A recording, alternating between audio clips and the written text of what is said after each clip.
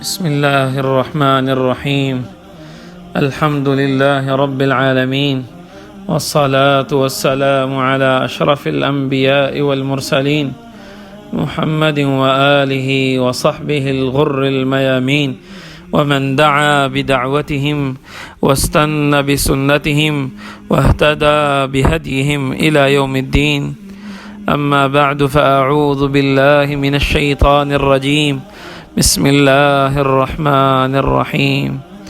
وأما من خاف مقام ربه ونهى النفس عن الهوى فإن الجنة هي المأوى. صدق اللہ مولانا العظیم. میرے معزز و محترم سامعین کرام، آج درس قرآن کریم کا عنوان ہے نفس کی غذا اور اس کا علاج. نفس کی غذا اور اس کا علاج کہ انسان کا جو نفس، جیسے گزشتہ درس میں بیان ہوا کہ 3 اقسام پر مشتمل ہے. سب سے پہلی قسم کا جو نفس ہے وہ نفس امارہ ہے، جو گناہگاروں کا نفس ہوتا ہے اور ہر وقت ان کو گناہ پر آمادہ کرتا رہتا ہے. تو چونکہ نفس امارہ کی غذا بھی جو ہے وہ گناہ ہے، اور انسان یہ سوچتا ہے کہ اگر نفس کی مرغوبات اور نفس کی محبوبات کو، جو نفس جس چیزوں کو چاہتا ہے، اگر میں اس کو پورا کر لوں تو شاید یہ ٹھنڈا پڑ جائے، اس کو اس کی غذا مل جائے تو بس اس کا پیٹ بھر جائے گا اور مزید گناہوں کا یہ تقاضا نہیں کرے گا. ہرگز ایسی بات نہیں ہے. یہ بھی نفس کے دھوکوں میں سے ایک بڑا دھوکہ ہے، جسے علامہ بوصیری صاحب رحمہ اللہ نے قصیدہ بردہ میں بیان فرمایا. فرماتے ہیں بوصیری صاحب رحمہ اللہ، فلا ترم بالمعاصی کسر شہوتها. یہ مت سوچ کہ نفس کو اگر اس کی غذا یعنی گناہ میں کرا دوں تو بس یہ ٹھنڈا پڑ جائے گا اور اس کی جتنی چستی اور پھرتی ہے یہ سستی میں بدل جائے گی. ہرگز نہیں، بلکہ ان الطعام یقوی شہوۃ النہیم. بے شک غذا جو ہے، کھانا جو ہے، یہ تو بھوکے کی بھوک کو اور بڑھا دیتا ہے. جیسے ہم دیکھتے ہیں رمضان المبارک میں صبح سے لے کے شام تک بھوک اتنی نہیں ہوتی، مگر جو افطاری پر بیٹھتے ہیں اور متلون قسم کے مختلف قسم کی غذائیں سامنے ہوتی ہیں، مختلف مشروبات سامنے رکھی ہوئی، اب وہ جو ہے کیفیت ایسی ہو جاتی ہے کہ 5 سے 6 منٹ کا صبر نہیں ہوتا، اور بار بار گھڑی کی طرف دیکھتے ہیں. جو وقت کم ہوتا جاتا ہے تو بے چینی بڑھتی چلی جاتی ہے. بعین ہی اسی طریقے سے نفس کی غذا جو گناہ ہے، جب اس کو یہ گناہ یعنی کرایا جائے تو اس کی غذا کی وجہ سے وہ ٹھنڈا نہیں پڑ جاتا، وہ بس نہیں کر جاتا، بلکہ اس کی غذا ملنے کی وجہ سے اس میں اس گناہ کی طاقت اور اس کی طلب اور شہوت اور بڑھ جاتی ہے. سبحان اللہ. فرمایا فلا ترم بالمعاصی کسر شہوتها. یہ مت سوچ کہ اگر نفس کو اس کی غذا یعنی گناہ کرا دیا تو یہ ٹھنڈا پڑ جائے گا. نہیں، ان الطعام یقوی شہوۃ النہیم. بھوکے کی بھوک کو اور کھانا بڑھا دیتا ہے، کھانے کو دیکھتی ہی اس کی بھوک اور بڑھ جاتی ہے. لہٰذا گناہ سے اس کو روکنا، اس سے بچانا، جیسے اللہ جل شانہ نے آیت کریمہ میں فرمایا وَأَمَّا مَنْ خَافَ مَقَامَ رَبِّهِ. جو شخص قیامت کے دن اللہ جل شانہ کے سامنے کھڑا ہونے سے ڈرا، وَنَهَى النَّفْسَ عَنِ الْهَوَى، اور اپنے نفس کو اس نے خواہشات سے روکے رکھا، اپنے محبوبات سے روکے رکھا، فَإِنَّ الْجَنَّةَ هِيَ الْمَأْوَى. پس بے شک جنت ہی اس کا ٹھکانہ ہوگا، جنت ہی اس کا ٹھکانہ ہوگا. وجہ کیا ہے؟ وجہ صرف اور صرف یہ ہے کہ جب آپ نے اس کو اس کی غذا سے روکا، یعنی مرغوبات سے روکا، اس کی محبوبات سے روکا، تو اس کا بدلہ اللہ جل شانہ جنت یعنی اپنی رضا نصیب فرما رہے ہیں. سبحان اللہ. اب اسی طریقے سے جب انسان یہ نفس کے مرغوبات سے اس کو روکے رکھتا ہے، بچاتا رہتا ہے، تو رفتہ رفتہ اس نفس کی طبیعت بدل جاتی ہے اور وہ نفس امارہ سے جو ہے وہ نفس لوامہ کی طرف بدل جاتا ہے. اس لیے کسی شاعر نے خوب کہا ہے سبحان اللہ، فرماتے ہیں گناہگار کا عالم کیا ہے اور ابرار کا عالم کیا ہے، یعنی جو گناہ میں مست ہے اس کا عالم کیا ہے، یعنی اس کے دل پہ کیا کیفیات طاری ہیں، اور جو ابرار ہیں یعنی نیکوکار ہیں اور اپنے آپ کو نفس کے نفسیات سے، نفسانیتوں سے، نافرمانیوں سے بچا کے رکھا ہے، ان کے دل کی کیفیات کیا ہیں۔ تو اس شعر میں دونوں کو جمع فرمایا ہے، فرماتے ہیں اف کتنا تاریک ہے گناہگار کا عالم، اف کتنا تاریک ہے گناہگار کا عالم، اللہ انوار سے معمور ہے ابرار کا عالم، انوار سے معمور ہے ابرار کا عالم، یعنی جو نیکوکار ہیں ان کا عالم جو ہے وہ معمور ہے، بھرا ہے کس سے؟ کیفیات سے، انوار سے۔ اور جو لوگ گناہ سے بچ نہیں پا رہے ہیں ان کا عالم کتنا تاریک ہے، کتنا تاریک ہے گناہگار کا عالم، انوار سے معمور ہے ابرار کا عالم، سبحان اللہ۔ اس لیے نفس کی غذا کو جب آپ اسے روکیں گے تو یہ نفس کا علاج شروع ہو جائے گا، یہ نفس کا علاج ہے۔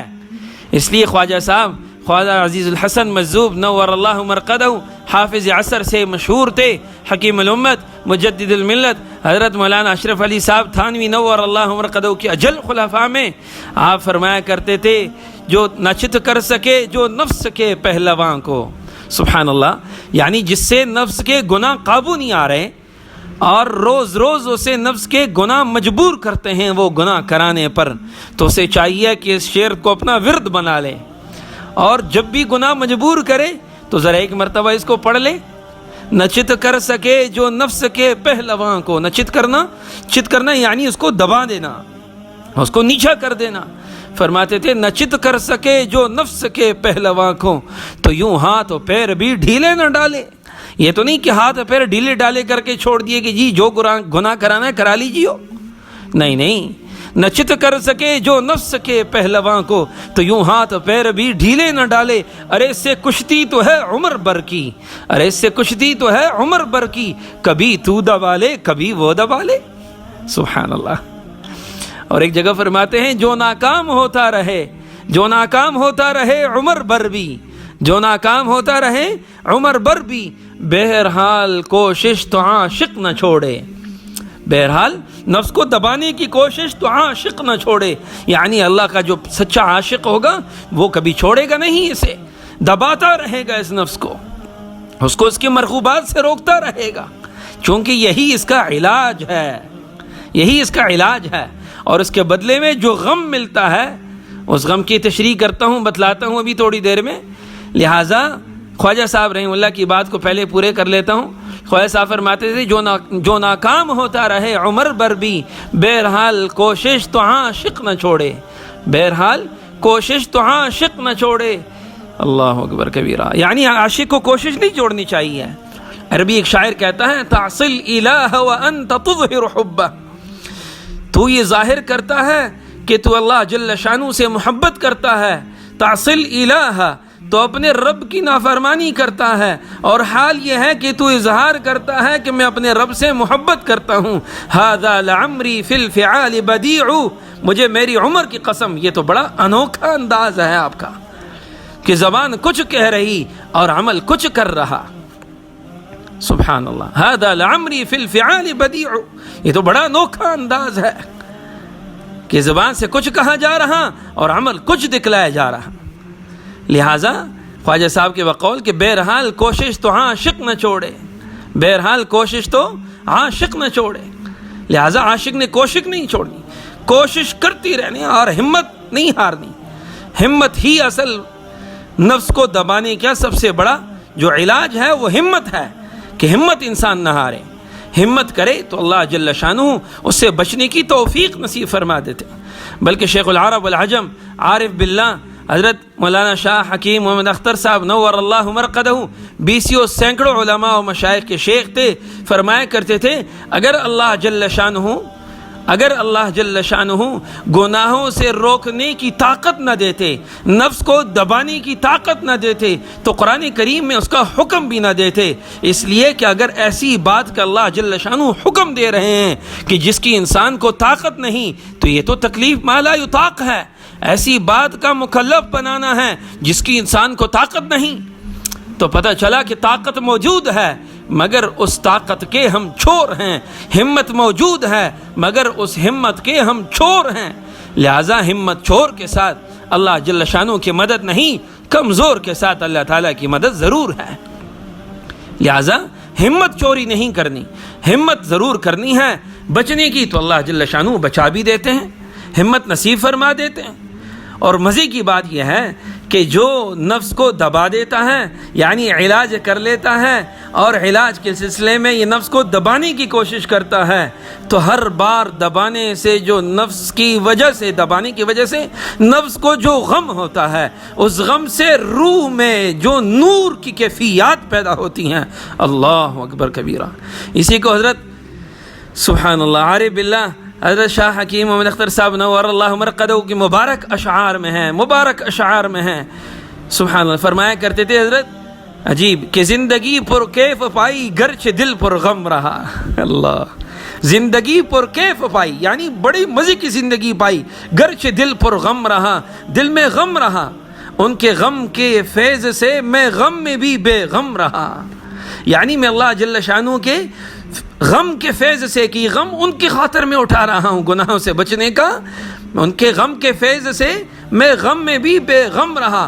دنیا جہاں کے غموم کو اللہ جل شانہ نے میرے لیے آسان کر دیا۔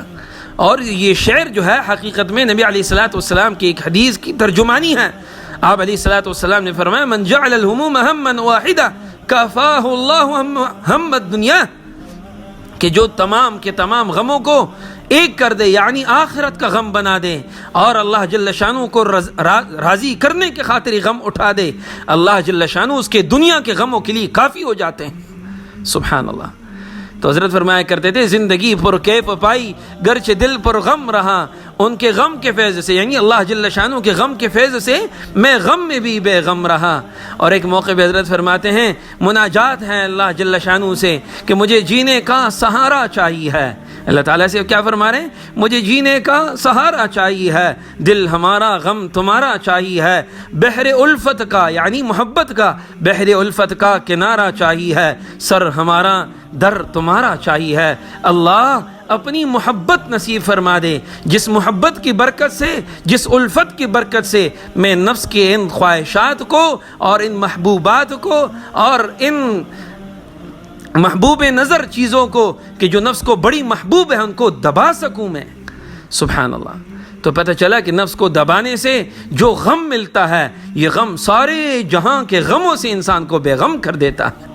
اللہ جل شانہ ہمیں نفس کے اصلاح کی خاطر بھی فکر کرنے کی توفیق نصیب فرمائے، اور اس کے غذا کو تو استعمال کرتے ہیں، علاج کے لیے بھی اللہ جل شانہ ہمیں ہمتیں نصیب فرمائے، اور اہل اللہ کی صحبتیں جہاں اس کا علاج ہوتا ہے ان کی صحبتوں میں اس علاج کی خاطر جانے کی توفیق نصیب فرمائے۔ وما علینا الا البلاغ المبین۔